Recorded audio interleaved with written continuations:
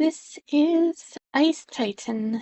No damage, no magic, no EXP 0.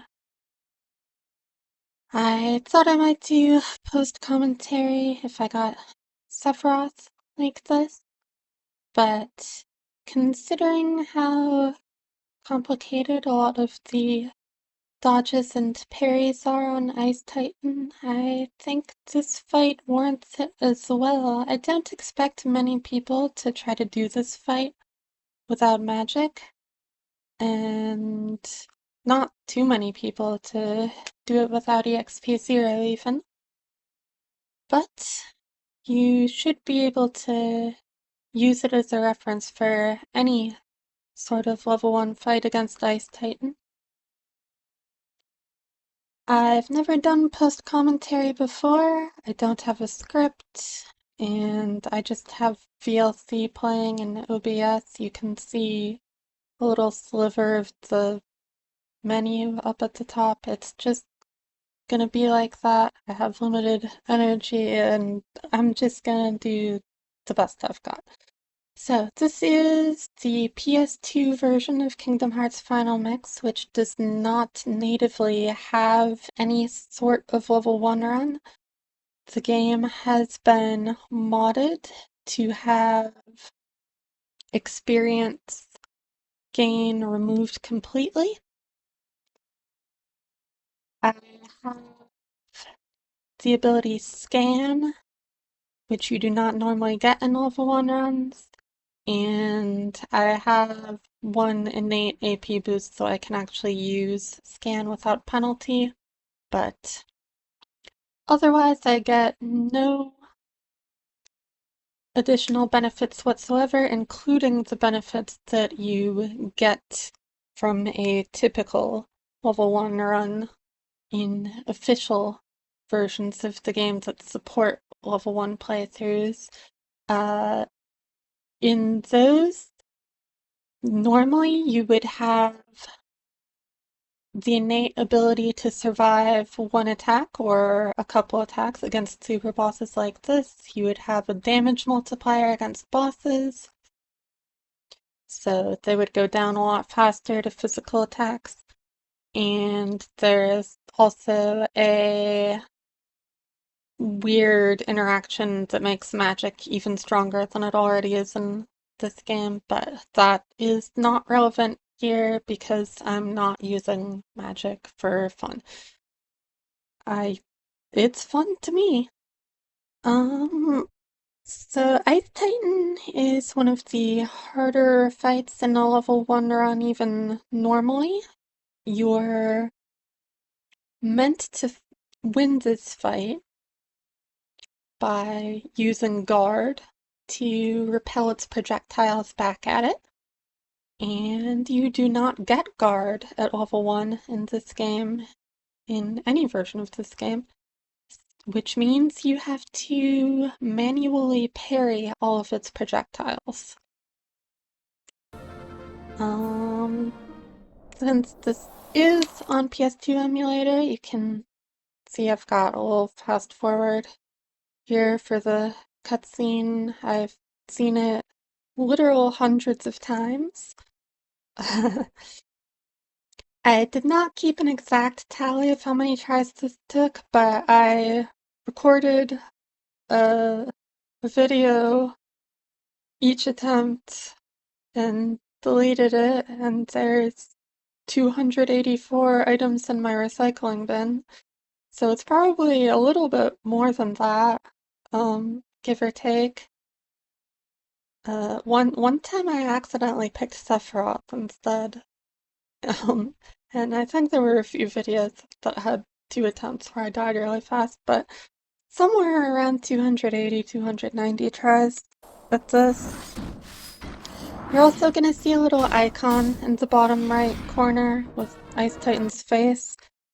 That's just showing that I'm under the appropriate conditions to do the fight at level 1. In other words, I don't have any stat boosts used. So, he'll use 1 to 2 icicle attacks that you can repel right at the start. And most of the fight is going to be done on the bleachers, where the spacing is a little different. Here, there's some differences in how you handle attacks, but I'm not gonna try to cover more of them than we see here. You can learn this part of the fight pretty well anyway. It goes by fast. You either live it or you don't in the first 10 seconds. So that's a single salvo of 5 icicles at once. When it does this attack, there's a little bit of a delay between when it does the swipe and when it actually comes out. This is a rare type of attack where I'm usually going to be parrying it from the ground, like that. If you can get the side swipe attack Sora does there, that's ideal for parrying from the ground. Usually it's slower, but it does cover a big area for a little bit, so it's good for repelling a bunch of icicles at once. But it's tough to get that type of swing consistently. I like to try to trigger it by pressing attack while walking away and to the side. It's based on Sora's positioning relative to the target, I think, but I'm still not completely certain how it works, which is why I usually prefer to parry with aerial attacks, since that's more consistent, even if it's a little higher committal and can't cover quite as well. So yeah, that's why I take that little step to the right there to trigger that attack type. And then the second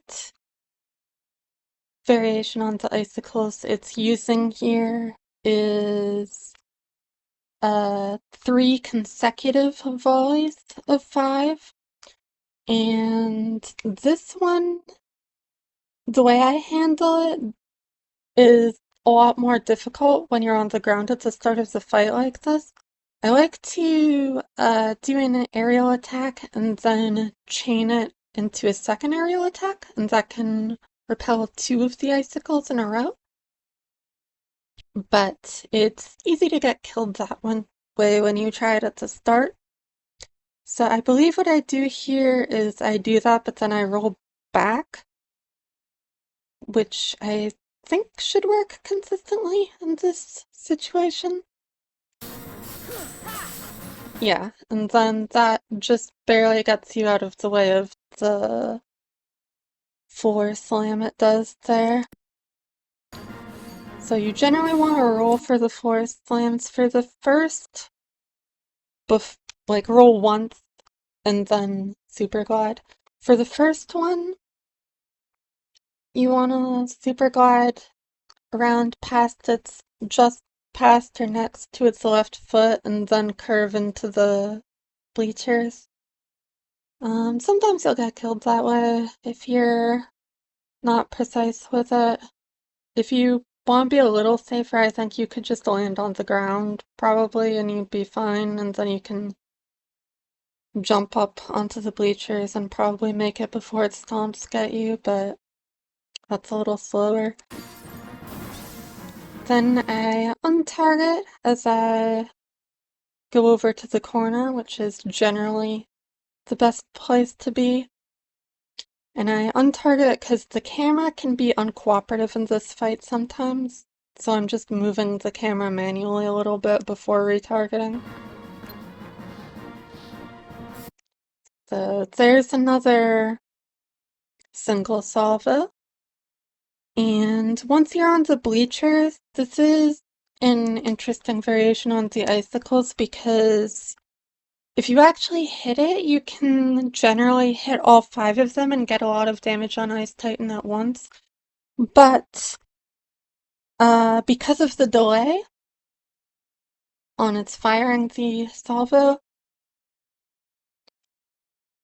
it's easy to overcommit while trying to parry it and wind up getting hit by the floor slam stalagmites. So you actually can choose whether to try to parry it in the first place, depending on your positioning. If you're lower down on the bleachers and closer to Ice Titan, you usually have enough time to try to go for a parry. If you're further away or there's bad positioning or you can see Ice Titan is doing something else and you react to that, you can maybe just move a little bit out of the way and you'll be fine, and it's better to be safe than to die. So I just went for a hit there, and you can see I actually almost got hit. Like,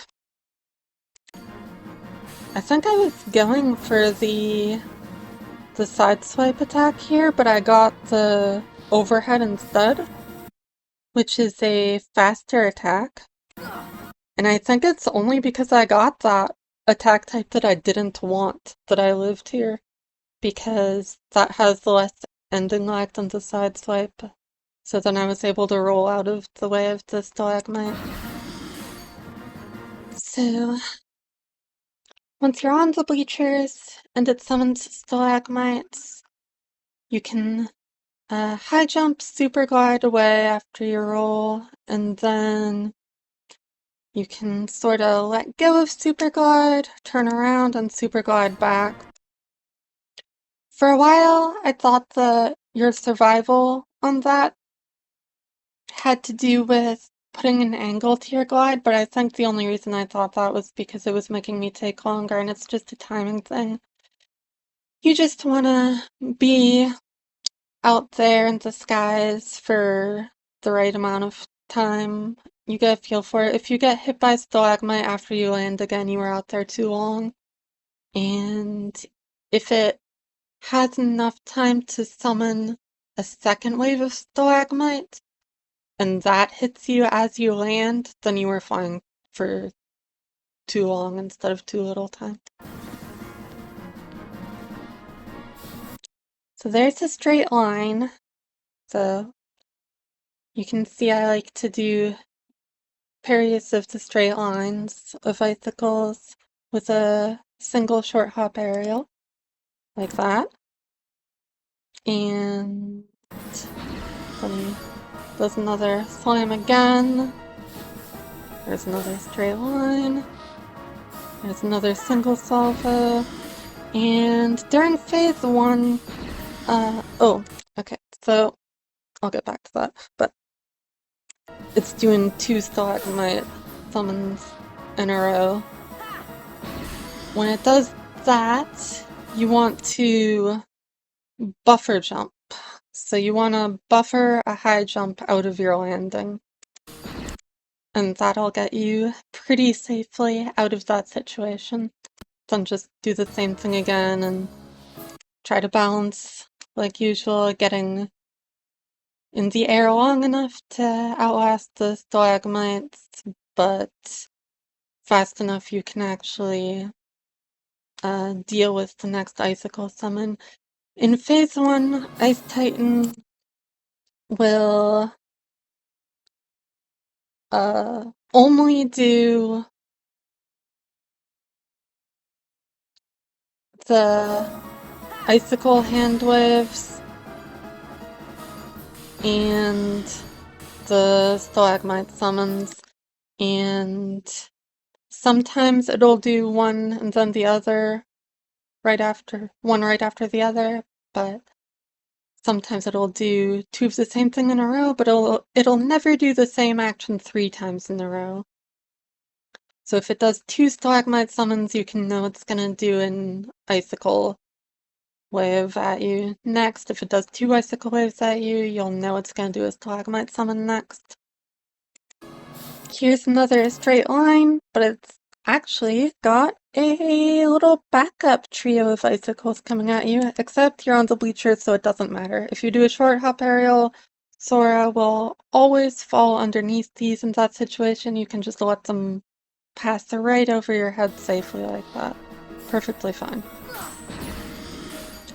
One thing you want to watch out for when you're super gliding away from these stalagmites is Ice Titan's actual physical hand when it's doing icicle waves projectiles at you. Because the hand itself actually has a hitbox and it's bigger than it looks. I think it can even hit you when you're on the bleachers if you're low and close enough. Anyway, here's some physical combos. You can see the minuscule amount of damage that does without EXP 0. You can fit about 4 combos here before it rears its head a bit. Then you can give it a moment and then get one more combo. See, there was a little pause there. But you do very little damage physically, but gotta go for all the damage you can get, however you can get it. That being said, I'm pretty confident that is damage 4. I'm only using Oblivion here for style. The only Keyblade stat that matters here without magic is Keyblade length. Oblivion is long. I could have just as easily used Metal Chocobo or even Jungle King. It would have been fine.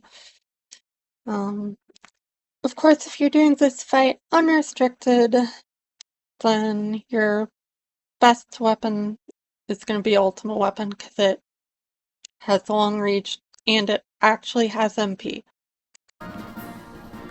So every time it recovers from stun, it's going to do this big swarm of icicles at you. It'll change a little bit over the course of the fight, but it'll stay constant that it'll do this in some way throughout. It just depends a little bit based on phase or if it's already done it once before. So pretty much just no matter what version of this get off me, get up from stun thing it's doing that it has ready, you just pretty much walk. You just walk. But this is one area where if you want to deal the most damage you can, you may want to practice yourself and seek out other videos because at the end of this whole attack, and you can still do this in every version of it, if you space yourself right and take a step or two down the bleachers and swing your Keyblade at the right time, you will hit those icicles, which I absolutely did not do. I've done it several times successfully, and I can tell you right now that several times is a very low number out of almost 300 attempts. So I'm not the person to look to for that at this time.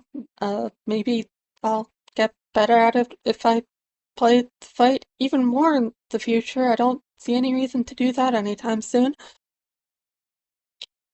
Once it's done that pass through here, it'll stomp around to face you. It'll always stomp around to face you, no matter what phase it is, but in phase 1, the stomps are just stomps. Now that we're moving on into phase 2, which happens after the first stun, the stomps will be accompanied by icicles, but you can mostly just react to them and walk around the icicles. Or during this particular part, you can just keep walking the opposite direction you came. And then it'll go for Ice Breath here, which is new attack for phase 2. You can high jump that and normal glide because you're using the glide to stall rather than to get distance. And you want to start falling down here as the ice breath is ending. And this will make it so the icicles that are tracking you, the first volley will be nowhere near you, the second volley should overhead you like that, and then the third volley should be in parry range like this. And then you can get the side swipe on it ideally. If you get the overhead swing, that can sometimes hit it too. You definitely want to try for a grounded parry for it, or at least I always found it much more reliable for the post ice breath icicles. Now here's the other new attack it has here, which is snowballs. So during this phase, snowballs will always have their own individual tell where Ice Titan's sort of rocking up and down like that in the background over there.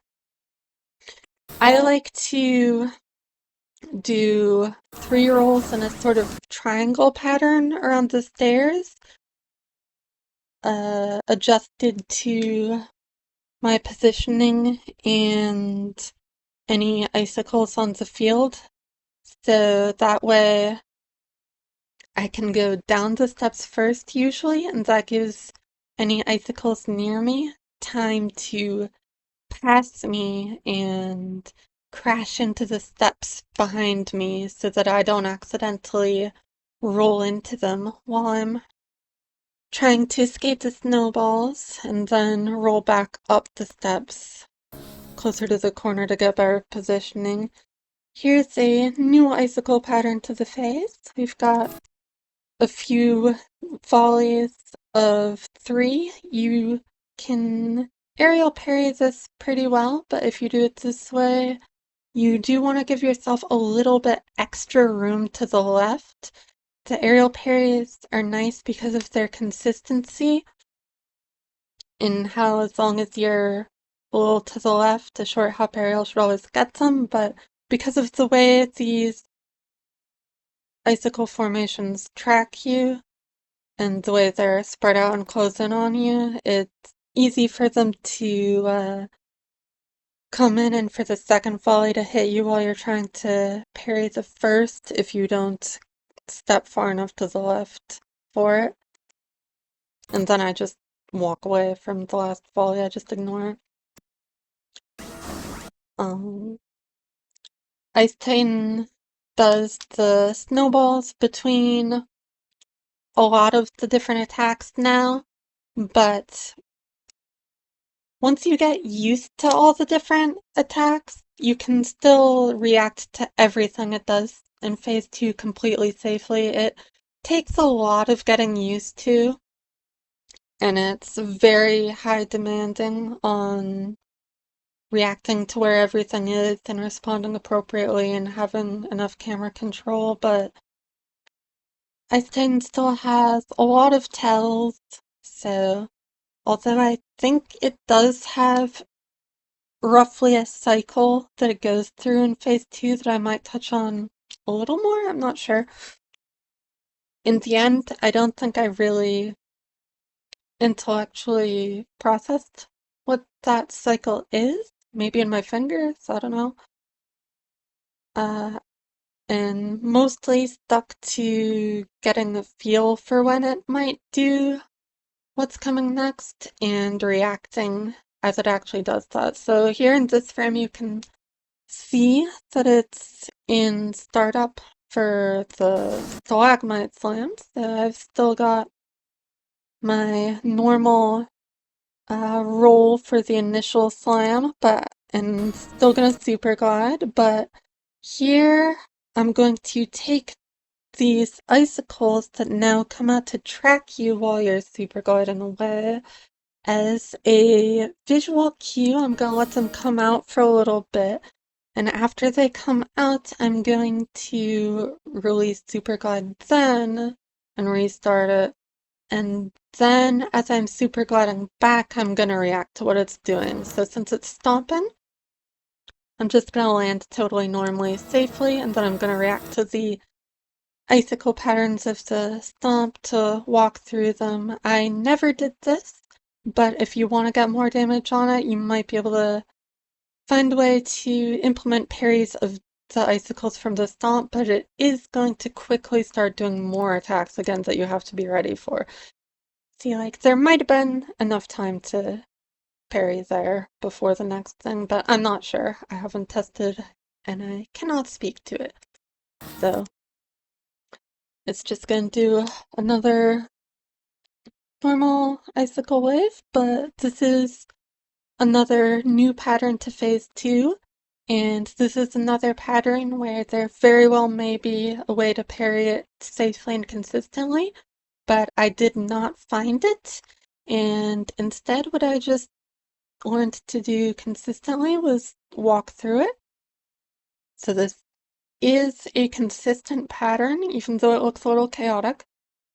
You can take a step to the left. So these two closer icicles will blindside you, and then everything else will just pass you. Okay, so it slammed for stalagmite. It did the icicle wave, now it's doing ice breath again. So we're going to handle that the same way as before. Do a normal glide to stall, slap it away, doing snowballs. There's the single salvo like from the first wave. There's a straight line like in the first wave. Going back like this. Okay, and now it's doing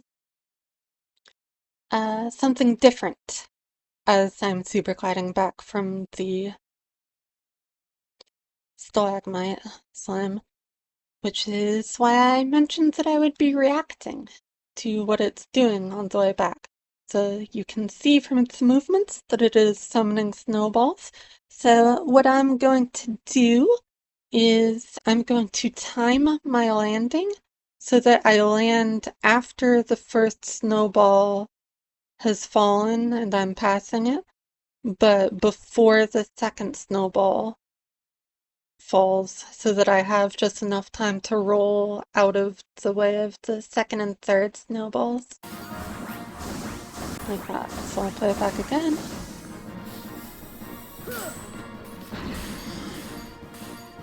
Icicles come out, drop back, land as the first falls, and walk, roll or walk past the second and third.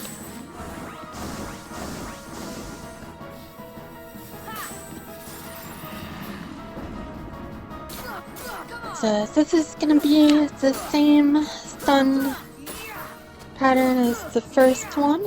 The only difference is now, since it's done its wake up attack once already, there's going to be snowballs coming. But that really doesn't change very much. It just means that if you do any standing still while you're dodging that, you have to time the standing still to be between the snowballs. That's pretty much the only difference there. So now we're just gonna be in phase 2 for a while, doing the same thing. I'm gonna be reacting to its attacks, responding appropriately. I don't know if anything too much will happen. Don't remember the attempts well enough. There was that arrangement of icicles a minute ago of 3 waves of 5 that I think I only covered in its start of battle positioning instead of bleachers positioning. I think probably that'll show up again I guess I'll mention that if it happens. Oh, you can see there, even though that was a parryable pattern, I just walked away. Sometimes if I'm just not feeling the positioning or the camera or the timing, I might just walk away from something instead to be safer. Because it's pretty easy to get killed if you just make the tiniest little misstep. It can be something very, very small that kills you in this fight. But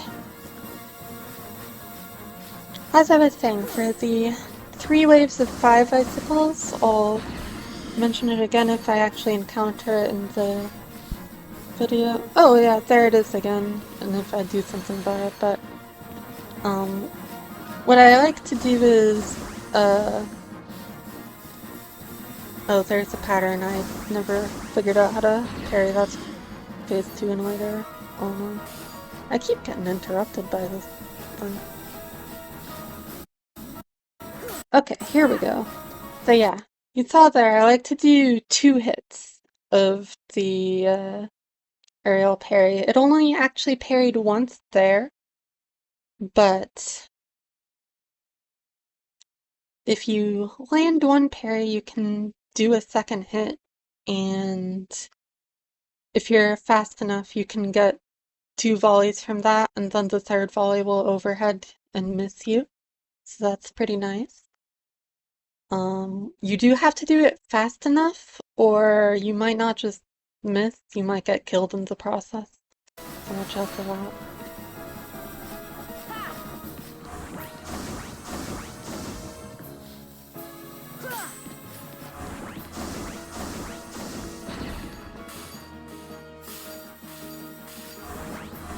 I was thinking of speeding up the video since we're just stuck in phase 2 for a while. Phase 3 will start at the next health bar change. But when I first started thinking that, it did something else for me to talk about. So maybe I'll just let it play out. Phase 2 won't be for too much longer anyway. Phase 3 is by far the longest in this video, and part of that is because I learned phase 3 well enough to live, and to live consistently, but I learned it less thoroughly than this phase. I say this phase as it changes into phase 3. Less thoroughly than phase 2 because it actually was not that many attempts that made it into phase 3 before I won. I want to say it was fewer than 10 tries that made it to phase 3. Maybe like 7, that's just a guess, but something like that. So it transitions into phase 3 completely depending on its HP. It's not associated with a stun or anything like that. And you can see as it goes from the orange health bar completely emptied into the yellow health bar, uncovering the green health bar. Once we're at 2 health bars left, it'll enter phase 3, and if you do not have an HP bar to look at, say if you're in the PC or PS3 or PS4 and so on versions of a level 1 run, you can tell it's entering phase 3 when it uses its freeze attack, which it will do right now. So you can see it pushes its hands outward like that. That's its freeze attack's tell. And its freeze attack actually will never hit you if you're in the far corners, any of the 4 corners of the arena. So if you just stand here until the white light disappears. Then you start walking because one snowball will try to fall on your head. So you walk away as the snowball drops, and now we've got this really, I'm not sure if this is a cinematic view or just a nothing view, but Ice Titan is using one of its many legendary incarnations of its attack strategy where it actually targets you, the player, instead of Sora. We can't see anything here. But it's consistent in what happens when it uses freeze. So there's actually a volley of 5 icicles coming at me right now, so I'm going to try to space in time. Walk a little bit to the side, ideally to the right, so that I can get the side swipe better. And due to Ice Titan's attack on Lakitu, I do not land it. Then we have another straight line coming at us. I'm gonna try to take a tiny little step to the side. I don't even remember which side. Usually I like to go to the right, but that gives up some stage control, so we'll see. Yeah, I do still go to the right, and with the bad angle, that also results in a miss. So, like I said, I do not know this phase as thoroughly, but this last double volley of 5 each can also be parried, but Ice Titan has a consistent cycle in phase 3, and even if I was not looking at it right now and did not have time to react to what we can see here is the startup of its stalagmite slam, I would know that it was about to do it. So as this double volley of 5 icicles, the third part of this icicle wave after freeze comes in, we want to either just jump outright, high jump outright, and super glide away. That I believe is actually safer here instead of what I'm doing here with the roll, which is the alternative. Because now, when it does Stalagmite Slam, it's also going to summon a ton of snowballs at you at the same time, which makes the timing of the Super Glide Away strategy very particular. Because if you just roll and then jump up like I did here, if your positioning and timing aren't precise, you'll jump right up into the snowball and it'll kill you. But it worked out this time. As the fight goes on longer, I'm gonna be developing that a little bit. So here's some icicles there as I land. I'm not sure whether those would have been safe to parry, but after you land, you can walk around, let the snowballs come at you, and deal with the icicles. And then once it's done stomping to face you, it'll go for Ice Breath. And unlike in phase 2, we are not going to be punishing Ice Breath directly because in phase 3, there are no icicles we can work with after Ice Breath, and instead there's going to be a single snowball. So what we're going to do instead is we're still gonna normal glide, high jump normal glide over the Ice Breath, but we're gonna hold the glide for longer so that we're still moving with the glide, and the snowball will pass by harmlessly and then we land. And then it will go for freeze. It will always go for freeze here after that Ice Breath. We're going to be in the corner again. We're going to try to punish it the exact same way as last time and dodge it the same way. This time it actually works. It's stunned, but the stun is way, way shorter in phase 3, so we're only gonna get a few hits each time and then go back to safety here. I think there might be more icicles in its get-up attack during phase 3, but I'm not even sure for certain. So now I'm just gonna repeat that a little bit. After it woke up, it didn't go for a freeze like it did to indicate the start of phase 3, because that initial freeze, I guess, isn't part of its normal loop, but still now it's typical behavior after it wakes up from stun is it's gonna do that normal wake up attack. We're gonna walk slowly back around the other way like normal for its get up attack. And then, like after that very first freeze, there's gonna be some icicle waves that we're just gonna completely high jump over and super glide away from in advance here to preempt the stalagmite slime. And again, I'll be developing this a little bit as we go further in the run. Here, I'm landing early enough that there's still stalagmites as I land, and I'm just panic rolling in circles.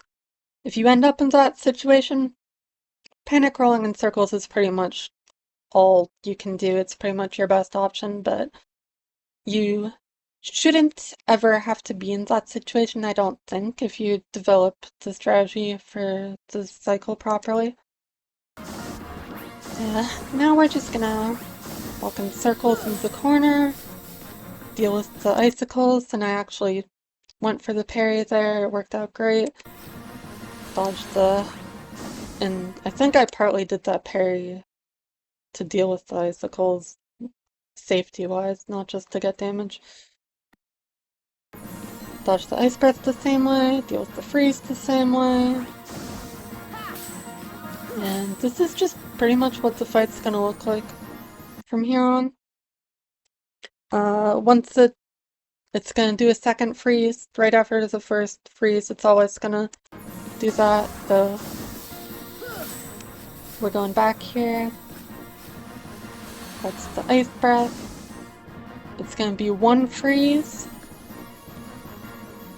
Walk away from the snowball. Side swipe parry. Take a step to the right. Overhead parry.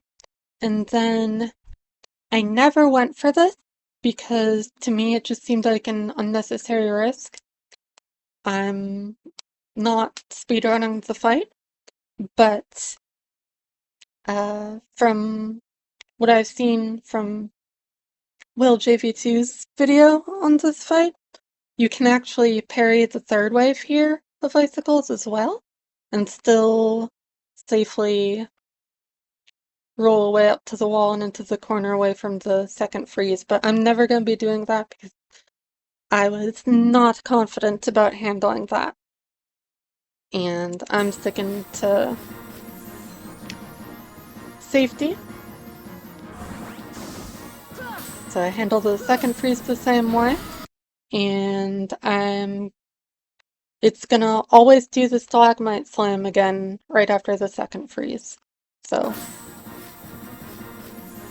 I think after going back, this is the first one again? Yeah.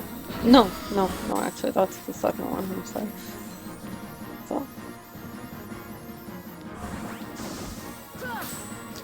So after the second freeze, it's starting up stalagmite push. You can just always high jump and start super gliding away after you parry the second volley here. And don't even involve a roll, just start super gliding away and go the long way around like this to the bleachers, and then by the time you land, the stalagmites should be done, and it should just be the snowballs. And that should make the cycle completely safe. Something about the way I handle this cycle in this video that you shouldn't have to do is I'm gonna always be rolling or walking back over to this corner. And that's pretty much just because I was still learning things, and this is my comfort corner, so I just went back over here. Yeah, once it catches up with you, it'll do its ice breath again, and then it'll go right back into it. It'll do its first freeze. It'll deal with it just like usual, and then it'll do the second freeze, and it's just gonna be the same thing like that over and over again until you stun it again. So, just high jump, super glide away again. Works great.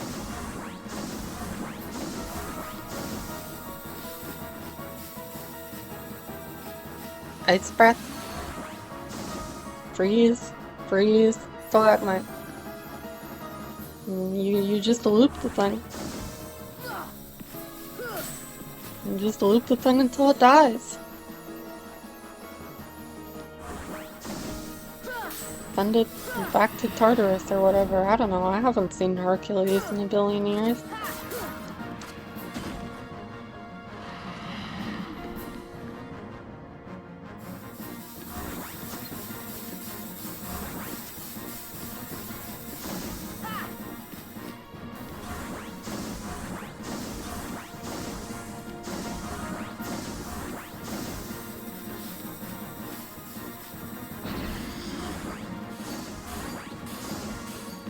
So you can see I'm starting to pick up on it a little more there. I curved into the bleacher, and by the time I landed there was only one stalagmite left at that time. So I'm trying to super glide back to the corner here, but the camera's getting in the way a little bit. But it isn't really that much of a problem.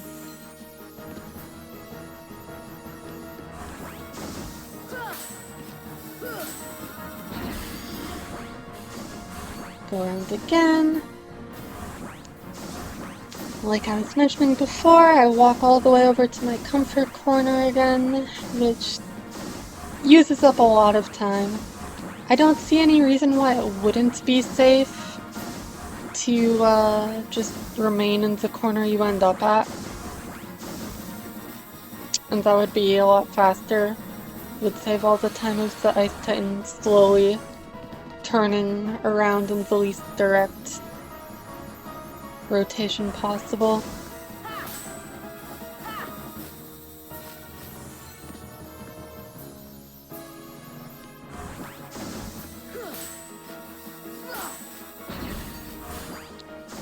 A little bit of an imperfect decision there with the roll, I think, but I made it out okay. Would have been better to just high jump outright, I think.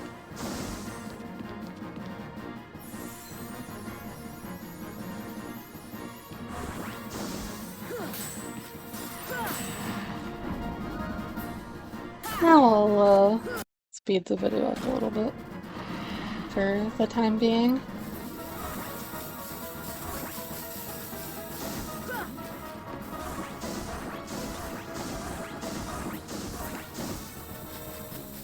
Because we're really just repeating the same steps here at this point. I think the only thing left worth noting, really, is that eventually, I imagine pretty soon, I start releasing lock-on when it uses freeze so that I can manually angle the camera toward the corner while I make my way toward the corner, and then retarget once I'm in the corner.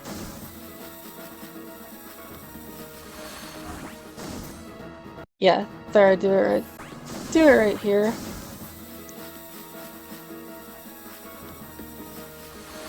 Slow glide and past the ice breath, release target, move the camera a bit, retarget. There I go. That's like the only and we're fine. So I'll just put it at 1.5 times speed now until we get to the menus after the fight.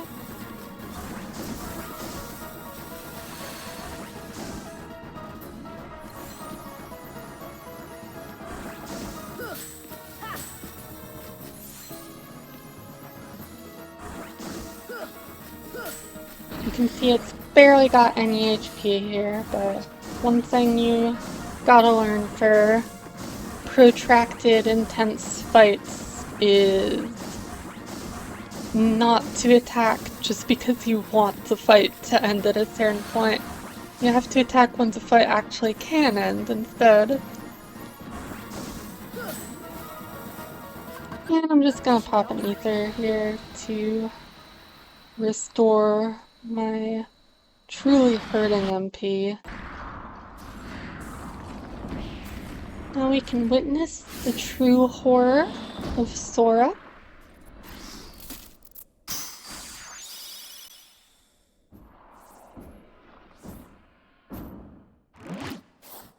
The true monster of the deep.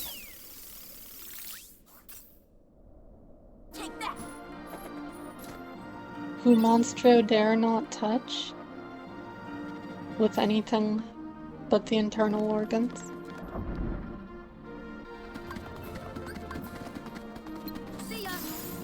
I'm just gonna hover in place here because it's fun to do that. There's a couple spots you can do that and all of this I like it, it's fun. Let's show my items for no reason. That's cool.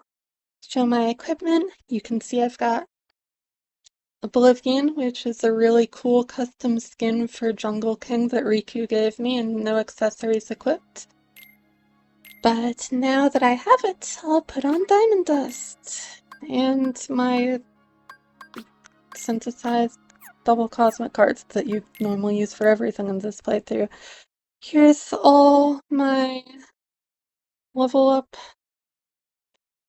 abilities I don't have, and all the non-level up abilities I do have. And the one level up ability I also have for no reason, which is Scan. You can see here that Dodge Roll and Scan were the only abilities I had equipped. I don't think it would have done anything, but I could have equipped Critical Plus, I guess. Without any accessories on, I have 4 max AP with the innate AP boost for Scan. Because it's 2 base AP, and then the AP boost gives you 2 AP, but it sort of makes me feel weird that for our starting files, we got 2 extra AP instead of 1 extra AP when Scan only takes 1 AP. I don't know, maybe that was the only way to implement that. I have no idea. I was not the person who handled that, and I would have no idea how to handle that. But, I like to, I didn't really pay attention to it at the start of the playthrough, but I like to always have Scan on and treat my max AP as 1 fewer than it's shown as to account for that.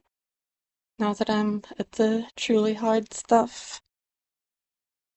So that would have not been enough AP for Critical Plus, but I also think Critical Hits wouldn't have done anything because I think they would have only applied to the stunned Ice Titan, and it's already stunned when it's stunned, and I there's no way that a critical hit would possibly push you over the damage floor.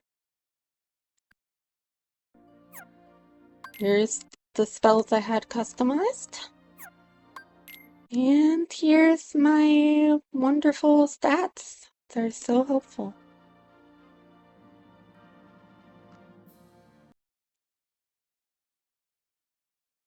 Okay. Well, I hope nothing sensitive is showing in the VLC menu that just showed up. Doesn't look like it is. I didn't really plan for or expect that that would show up, but it looks fine. I hope so. Uh, what else is there to say about Ice Titan? I think something to note about Ice Titan is that magic is useful.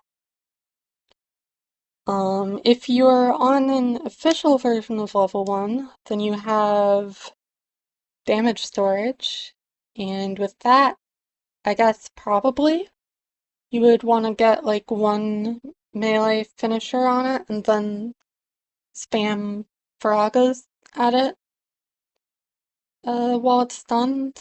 I don't know, I've never done that version of the fight. Fire element is supposed to be 2 times effective on Ice Titan, so I assume that would be good, but I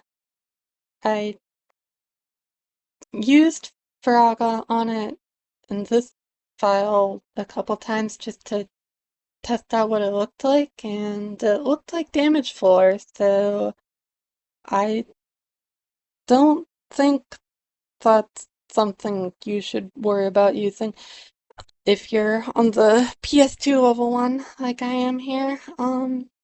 Spells you do want to consider using are Graviga and Aroga. Graviga will do more damage the higher its current HP. Its most dangerous phase, in my opinion, is phase 2.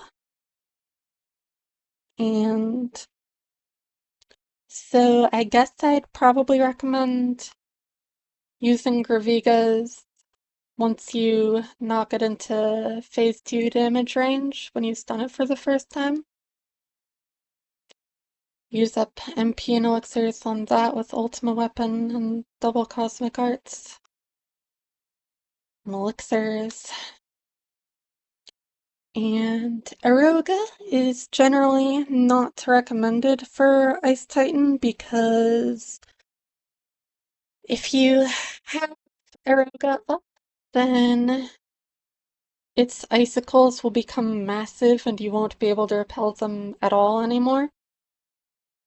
But as Carlos found, you can still use Aruga to repel the tiny icicles it's already summoned. And Aruga will repel those automatically. And it'll give you a little defense until it runs out, so you'll probably survive if you know what you're doing, even once the icicles get bigger.